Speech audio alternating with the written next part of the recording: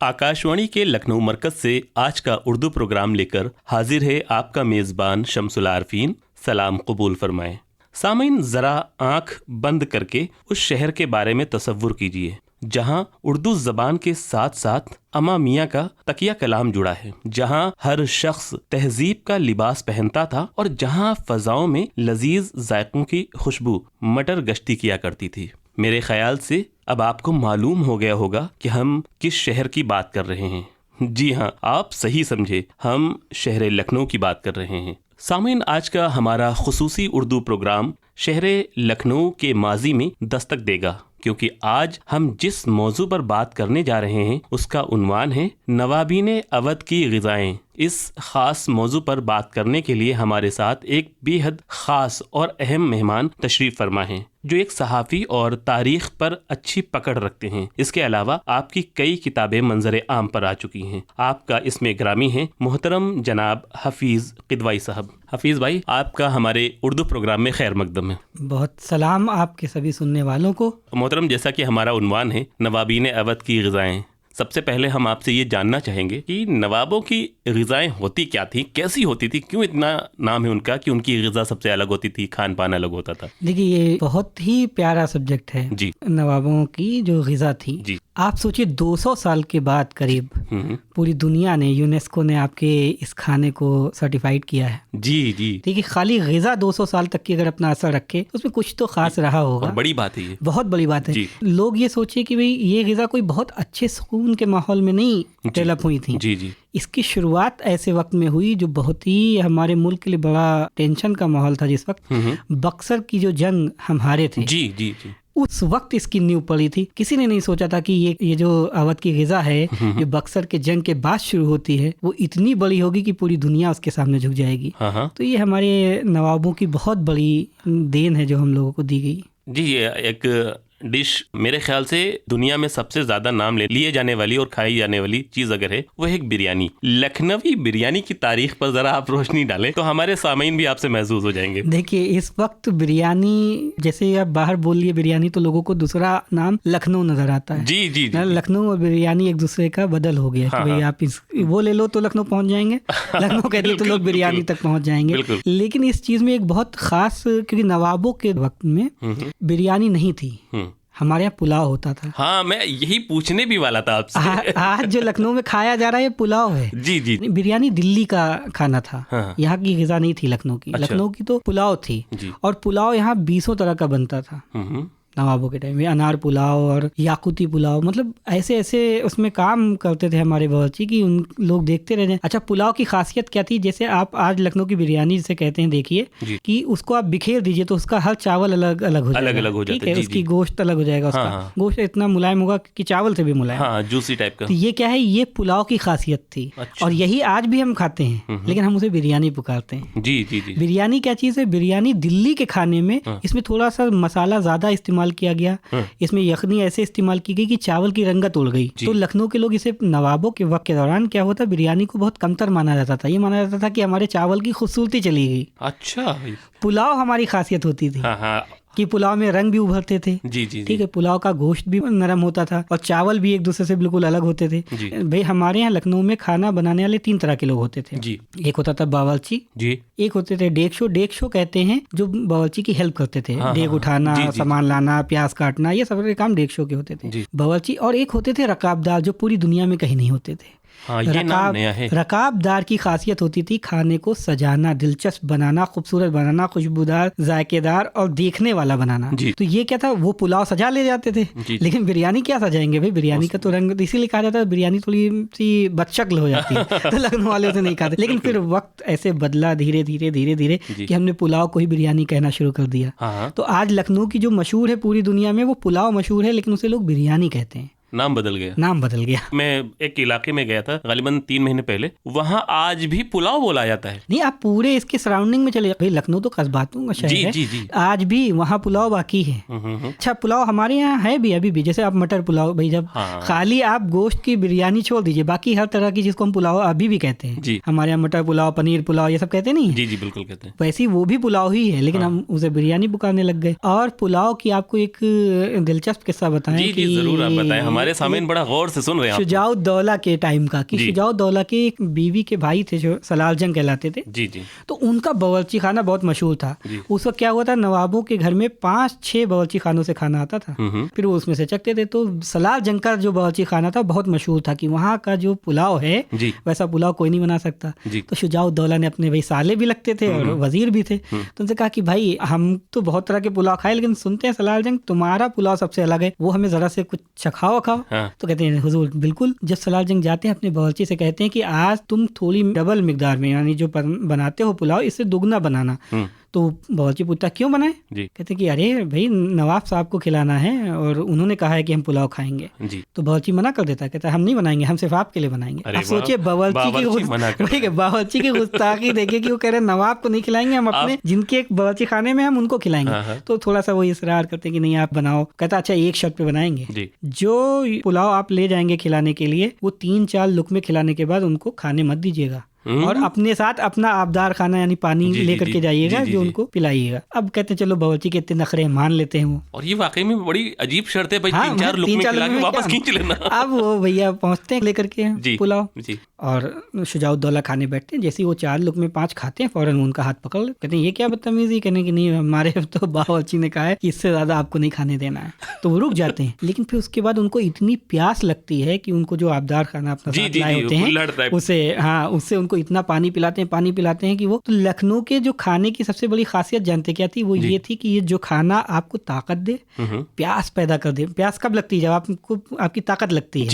तो ऐसा खाना यहाँ बनाया जाता था, ऐसी ग़िज़ा बनाई जाती थी कि आपको प्यास लगे।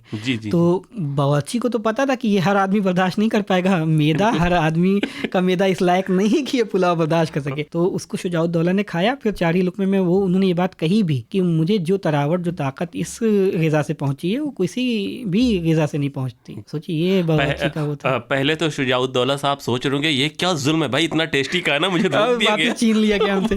वो तो अच्छा वो भी किसके कहने पे? बावर्ची के कहने पे। तो आप सोचिए हफीज भाई, एक कहावत है अपने यहाँ लखनऊ में और बल्कि लखनऊ से बाहर भी कि नवाब अपने साथ जायका लेकर आए। ये कहाँ तक सही है? देखिए जायका तो लेकर के आए जी। आप ये सोचिए जब शुजाउद्दौला बक्सर की जंग के बाद हथियार रख दिए गए, ठीक है, ये हुआ कि अब लड़ाइयाँ तो होनी नहीं है भाई, एक तरीके से आप हार भी गए थे, तो अपनी हुकूमत तो चलानी है। तब आपने शुरू किया उन चीजों पे काम जो हुकूमत के दौरान रुक जाती थी। फिर इन्होंने एक बावर्ची दिल्ली से उस वक्त आए थे, मिर्जा हसनू नाम था उनका, तो उनको इन्होंने अपने बावर्ची खाने में हेड बनाया। मिर्जा हसनू लखनऊ के करीब एक उन्नाव जिला है, वहाँ पे एक सफीपुर कस्बा है, वहाँ के मौलवी फाजिल को अपना असिस्टेंट बना के ले आए।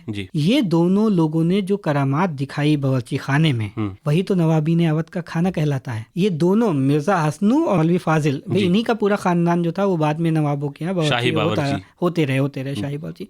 इनकी खासियत क्या थी? ये खाने तो अच्छे बनाते ही थे, खानों में बहुत ज्यादा मतलब प्रैक्टिकल करते थे ताकि खाने की भी नई नई दिलचस्पियां पैदा हों। अच्छा क्योंकि और कोई करते जा रहे हैं, और कोई चीज तो रह नहीं गई थी करने के लिए। भाई आप ये सोचिए फ्री वक्त है। हाँ फ्री वक्त, 2-2 हज़ार रुपए एक दिन में एक बावर्ची खाने में खर्च हो जाना, ये उस वक्त बहुत बड़ी बात थी। तो उन्होंने क्या किया, उन्होंने वो खाने यहाँ पे तरतीब दिए। भाई लोगों ने मीठे खाने में लखनऊ का, भाई लोग बिरयानी और कबाब और कोरमे में रह जाते हैं, तो मीठे में जो लखनऊ ने खाने ऐसे बनाए, भाई जर्दा बनाया, सफेदा बनाया, मतंजन बनाया, मुजफ्फर बनाया। एक तो खाना उन्होंने जो बनाया जो आज की तारीख में मिलता ही नहीं, कहीं उसको देखने को नहीं मिलता है, वो शशरंगा है। शशरंगा शीन और रंगा लिखते थे, तो ये पहली बार मैं सुन रहा हूँ। ये लखनऊ के मीठे खानों की सबसे खास डिश हुआ करती थी। अच्छा इतनी मेहनत से बनती थी कि इसको घर वाले तो कोई बना नहीं सके। अब मैं चाहूंगा थोड़ा इसकी तशरीह जरूर करें शशरंगा की, बताएं कैसा क्या होता था। जर्दा के बारे में तो सभी जानते हैं, शाही टुकड़ा सब जानते हैं। शशरंगा एक ऐसी डिश थी जिसमें नीचे कीमा बनता था, कीमे के ऊपर प्याज डाला जाता था चौकोर चौकोर काट करके, ठीक है, उसके ऊपर सेब को छील करके रखते थे, सेब के टुकड़े,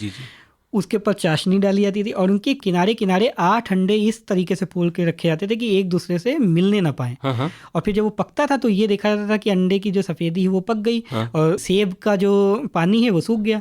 तब वो समझा जाता था ये पक गया। इसके ऊपर फिर जाफरान, इलायची और काली मिर्च और नमक डाला जाता था। हाँ, उसकी सजावट, उसका मेकअप किया जाता था। मेकअप किया जाता था। फिर उसके बाद उसको ऐसे प्लेटों में निकाला जाता था कि अंडे की जर्दी और अंडे की सफेदी दोनों फूटने ना पाए, उसके ऊपर सेब और कीमा रखा हो। अच्छा, ये क्या जायका मीठा भी हो जाता था, खट्टा भी हो जाता था, सेब का अपना जायका, तीखा होता था, ठीक है, और कीमे का अपना जायका। लेकिन इसको निकालना सबके बस की बात नहीं होती थी। बहुत माहिर रकाबदार जो होते थे वो निकालते थे। यही कहने वाला था, बनाने में जितनी महारत चाहिए उतनी ज्यादा आपको निकालने में भी चाहिए। जो खाना देखिए हमारे यहाँ वो चल गया, जो महलों से, जो हुकूमत से निकल करके आम घरों में चला गया, वो तो बहुत मशहूर हो गया। ये शशरंगा जो था, ये खाना वहां से निकल ही नहीं पाया, क्योंकि ये आम आदमी की तो बस की बात थी नहीं बना पाया। तो ये हुआ कि भाई चलो, लेकिन अब उसका जिक्र तो करना ही है, क्योंकि भाई वो हमारा एक बहुत बेहतरीन खाना था। हम तो बार बार इस चीज को कहते हैं, अरे कोई सुन लो, कोई बना दो, हम भी देखें, हम भी खाएं, हम भी चख लें। एक आध लोगों ने पहले ट्राई किया, लेकिन वो हो सकता है हम लोग को तो मजे का ही लगा, वो जायका उसका था। लेकिन अब पता नहीं, लोग तो कहते हैं बहुत ही जायकेदार होता था। हमको लगा अभी थोड़ी कसरत तो और बहुत मुमकिन है हफीज भाई कि उनको पसंद आया हो, हमें ना पसंद आ रहा हो, ये भी मुमकिन है। अच्छा, आपने अभी एक लफ्ज नाम लिया और आपने शाही डिश से उसे जोड़ा है, और वो लफ्ज आपने कहा मुतंजन। हाँ, मुतंजन। अब ये गायब हो चुका है लगभग, ऑलमोस्ट अपने इलाके में तो गायब हो चुका है। थोड़ा इसके बारे में जरा बताएं।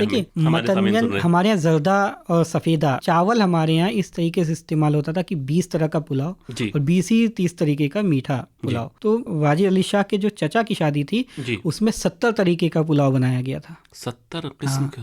70 किस्म के। तंजन में गोश्त का मतंजन भी बनता था। उसमें चावल जो था वो कई मतंजन, चावल कई रंगों का इस्तेमाल होता था उसमें, हरा भी और फिरोजा। अच्छा, एक चीज और, रंग नहीं इस्तेमाल होता था। आज तो रंग इस्तेमाल, अब तो सब रंग इस्तेमाल करते हैं, उस वक्त रंग नहीं इस्तेमाल होता था। जैसे जाफरानी रंग के लिए तो जाफरानी इस्तेमाल होता था, याकूती रंग के लिए याकूत इस्तेमाल होता था, अनार के रंग के लिए अनार इस्तेमाल होता था, उसके छिलकों से रंग निकाला जाता था। मतलब ओरिजिनलिटी थी। और जब मतंजन रखा हो प्लेट में तो लगता है जैसे कितने तरह के मतलब हीरे जवाहरात बिखरे पड़े हों। जी, देखने में भी खूबसूरत। अच्छा, वो चावल मीठा और गोश्त नमकीन, तो ये जो भाई डबल टेस्ट, डबल टेस्ट जो था, ये लखनऊ की बड़ी खास चीज थी। हमारे बुजुर्गों ने जो काम किया वो इस चीज पे बहुत ज्यादा किया। भाई बहुत जगह सिर्फ मीठा है, हमारे यहाँ नमकीन मीठा है, हमारे नींबू के रस के साथ मिठाई है। तो क्या है कि वो हम लोग दो जायके को लेकर के चलने वाले लोग हैं। दो क्या भाई, शशरंगा जो था उसमें तो चार। अच्छा, उसको इसलिए शशरंगा कहते थे कि जब वो प्लेट में रखा होता था तो 4 अलग अलग रंग उभरते थे। जी, तो इसलिए उसे शशरंगा कहते थे। ऐसे ही मतंजन था, ऐसे ही मुजफ्फर था। मुजफ्फर थोड़ा और मीठा, और मुजफ्फर भी 5-6 तरीके का बनता था, वो मतंजन ही के जैसा था। अगर किसी ने मुजफ्फर तो अब वापस आ गया है अपने यहाँ, शादी वगैरह में बनने लग गया है। मतंजन भी थोड़ा थोड़ा लौट आया है। मैंने इधर बहुत बचपन में एक बार मतंजन खाया था, तब से मुझे कहीं नजर नहीं आया। और मुजफ्फर जो आप बता रहे थे, शौक बहराइची साहब ने एक नज्म लिखी थी, दावतनामा, उसमें उन्होंने उसका जिक्र किया है, लेकिन वो कैसे बनती है, क्या है, टेस्ट नहीं, अल्लाह वालम। हफीज भाई, हम एक बहुत इंपॉर्टेंट सवाल करने जा रहे हैं, और लखनऊ में हो और खाने का जिक्र चले और इसका नाम ना लिया जाए तो शायद नाइंसाफी होगी। वो है शीरमाल।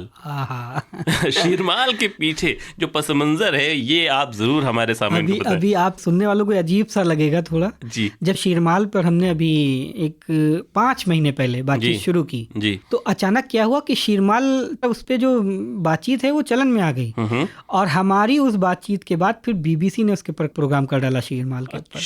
कि शीरमाल कैसे बनती, क्या होती, पहुंच गए। अच्छा, वो सब फिर पहुंच गए, कॉपी पेस्ट होने लगा। फिर तो चलने लग गया। शीरमाल जब बनती है जी, तो लखनऊ में बादशाह नासिरुद्दीन हैदर, गाजिउद्दीन हैदर के 2 ही बादशाह हुए हमारे यहाँ, एक गाजिउद्दीन हैदर साहब, एक नासिरुद्दीन हैदर साहब। तो नासिरुद्दीन हैदर साहब के ज़माने में रोटियां देखिए आ चुकी थी, नान लगने लग गई थी, पराठे बनने लग गए थे, पूरियां बनने लग गई थी। पूरियां पहले से हिंदुस्तान में थी अपने यहाँ, ठीक है, पूरियों की ही नकल पराठे थे अपने यहाँ। फिर बाकर खानी बनी अपने यहाँ। बाकर खानी जब चलन में थी उसी दौरान अपने यहाँ जो फिरंगी महल का इलाका है लखनऊ में, नखास में, वहाँ पे एक मोहम्मदू नाम के नानबाई भी और बावर्ची भी, क्योंकि उन्होंने नहारी भी बनाई थी, जो नहारी आज बहुत मशहूर है। एक सवाल नहारी पे बन भी रहा था, लेकिन आपने पहले उसका जिक्र कर दिया। क्योंकि मोहम्मदू से जुड़ी हुई नहारी भी है और शीरमाल भी है, तो मोहम्मदू को लोग नहारी के लिए कम याद करते हैं। कहते नहीं लखनऊ की नहारी और दिल्ली की नहारी में बड़ा फर्क होता है, तो वो मोहम्मदू का फर्क है, ठीक है। दूसरा जो सबसे बड़ा फर्क है शीरमाल का। शीरमाल देखिए ऐसा नहीं, ईरान में थी, शीर दूध को कहते हैं ईरानी उसमें लैंग्वेज में, तो उसी से निकला हुआ लफ्ज़ था। तो शीरमाल वहां भी बन रही थी, लेकिन वो वैसी नहीं थी जैसी लखनऊ में बन रही थी। लखनऊ में शीरमाल बनाने में बिल्कुल नई तरकीब ईजाद की मोहम्मदू ने। उन्होंने दूध, घी, इसमें आटे को गूंधा, उसके बाद उन्होंने उसको तंदूर में लगा करके उसके ऊपर ज़ाफ़रान छिड़क करके उसमें ज़ाफ़रानी रंग लाए। फिर उसको नासिरुद्दीन हैदर सबसे पहले जो खाने के लिए दी गई वो नासिरुद्दीन हैदर साहब के दस्तरखान पे लाई गई, तो उन्होंने एक टुकड़ा उसमें से चखा।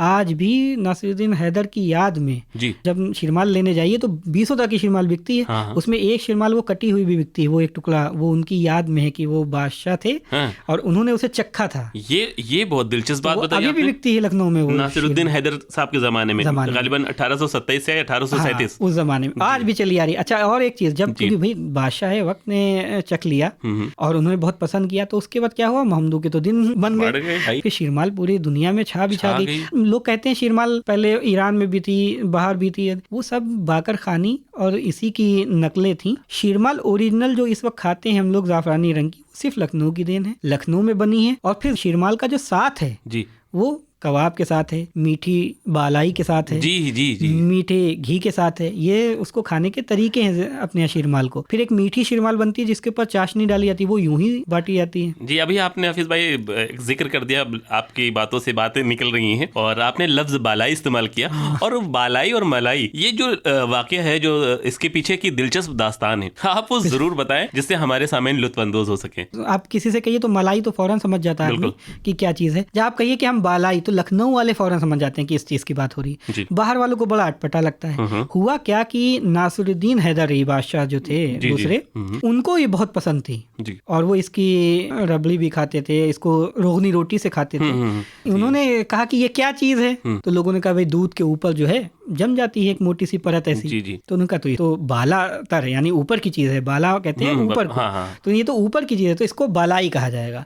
तो उनके वक्त में नासिरुद्दीन हैदर साहब के टाइम में इसको बालाई कहा गया। बहुत एतराज, दिल्ली से बड़ा एतराज आया जबान का कि ये तो मलाई है, आप इसे बालाई कह रहे हैं। और जिन्होंने एतराज किया था गालिबन आपने पर भी कुछ कहा था, तो गालिबन मोहम्मद हुसैन आजाद, आपने शायद मोहम्मद हुसैन आजाद ने पूरा आर्टिकल लिखा था उन्होंने और कहा कि ये तो आप जबान को खराब कर रहे हैं। लेकिन फिर भाई बादशाह ने हमारे कहा और आवाम ने उसे कबूल कर लिया। भाई आवाम हमारी बोलती है, आज भी आप घर चले जाइए भाई पुराने लखनऊ में, लोग बालाई बोलते हैं, मलाई भी बोलते हैं।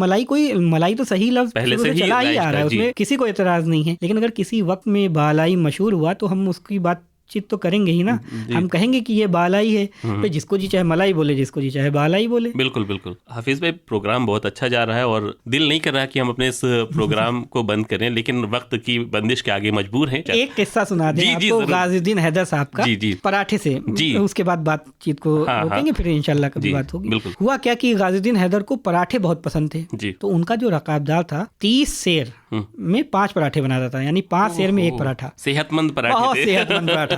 तो उनके जो वजीर थे आगा मीर, तो उनको ये बात लग रही कि 30 सेर 5 पराठे में लगते हैं, तो उन्होंने कहा हमारे सामने बना करके दिखाओ। तो भैया उसने बनाया, तो 5 ही 6 सेर में पराठे बन गए, बाकी उसने नाली में डाल दिया सारा घी।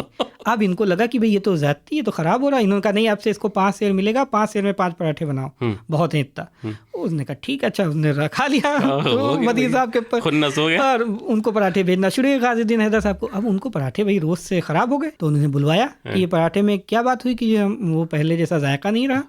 तो उन्होंने कहा कि हुजूर मेरी कोई गलती नहीं। आगा मीर साहब आए थे, उन्होंने कहा कि भाई 30 सेर की जगह 5 सेर इस्तेमाल करो, तो हम 5 सेर में बना रहे हैं। भैया फौरन तलब होते हैं आगा मीर। तो आगा मीर की डेवली बहुत मशहूर है लखनऊ में, उनका पूरा महल्ला, बहुत बड़े ताकतवर वजीर थे। गाज़ीउद्दीन हैदर ने उन्हें बुलाया, कहा कि क्या बात है, कहने की 30 सेर घी में ये पराठे बनाते थे, 5 सेर में बन जाता है, ये तो 25 सेर बर्बाद कर रहा है। लिटरली गाज़ीउद्दीन हैदर ने हाथ से मारना शुरू कर दिया आगा मीर को, जूता उठा करके मारा और कहा कि हमको नहीं पता तुम कितनी लूट खसोट करते तुम लोग। आगा मीर हाथ जोड़ते, कान पकड़ के माफी मांगते, वो पराठे वैसे शुरू होते। जायके से कोई कंप्रोमाइज नहीं, ये जानते हुए कि हाँ भाई ये ज्यादती हो रही, लेकिन नहीं। मतलब ये एहसान है एक तरह से जायके पे नवाबों का, बिलखुसूस नवाबीन अवध का। जायके पे, हम लोगों की जबान पे, हम लोगों के माहौल पे, हम लोगों की तहजीब पे, सब पे उनका बड़ा एक एहसान है। जी, बहुत दिलचस्प बातें हो रही थी। हाफिज भाई, हमारे साथ बात करने के लिए और हमारे इस प्रोग्राम में शिरकत करने के लिए आपका बहुत बहुत शुक्रिया। मोहतरम जनाब हफीज किदवई साहब से अभी आपका आरामद गुफ्तगू समात फरमा रहे थे। प्रोग्राम की पेशकश थी मोहतरम जनाब आसिफ इकबाल साहब की।